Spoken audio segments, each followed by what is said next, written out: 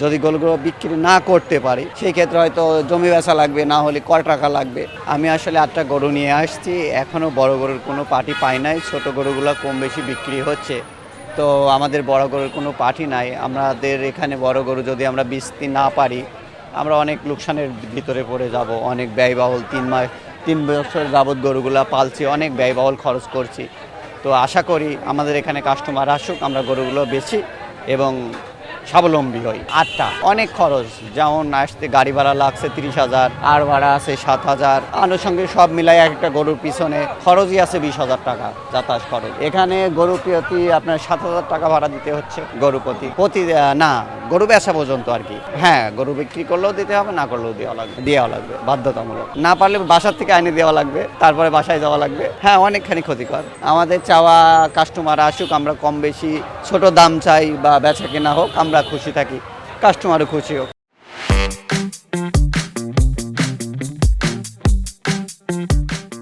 এটাই যে যারা প্যান্ডেলের কাজ করছে, হাট কর্তৃপক্ষ যারা আছে, যারা ফ্যানের ব্যবস্থা করছে, লাইটিংয়ের ব্যবস্থা করছে, হ্যাঁ, এদের দেওয়া লাগে। এটা কারণ এখনও আমি বুঝতে পারছি না, হয়তো বা ছুটি ছাটা ছিল না, এই কারণে আসে নাই, হয়তো আসবে, আশা করি আসবে। হ্যাঁ, অন্য বছরের তুলনায় এবার গরু মোটামুটি ভালো আছে, লোকজনও আসতেছে, দেখতেছে, ছবি করতেছে, সব মিলাই আর কি ভালোই লাগছে, খারাপ না। তবে কাস্টমার পাইলে ভালো, আলহামদুলিল্লাহ। হাটের মেন বিষয়টা হচ্ছে এখানে যদি গোসল করতে হয় 20 টাকা দেওয়া লাগে, প্রসাব করতে হলে 10 টাকা দেওয়া লাগে, খাওয়া দাওয়ার হিসাব তো আমি নিলামই না, আনুষঙ্গে হাত মুখ ধুতে গেলে 10-20 টাকা দেওয়া লাগে। এটা আসলে কেমন যেন একটু, এইখানে অনেক ব্যয়বহুল।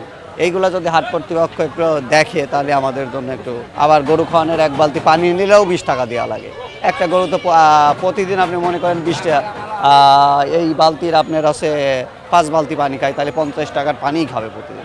এটা আসলে অনুভব করা কষ্ট। যেমন আমি 8টা গরু নিয়ে আসছি, যদি গরুগুলো বিক্রি না করতে পারি তো অনেক বিপদের মাঝখানে পড়তে হবে।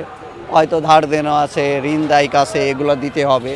সেই ক্ষেত্রে হয়তো জমি বেচা লাগবে, না হলে কয় টাকা লাগবে। মানে 5 বালতি করে হিসাব করেন খাওয়ানো, তাইলে হচ্ছে 5-8টা 40-400 টাকা।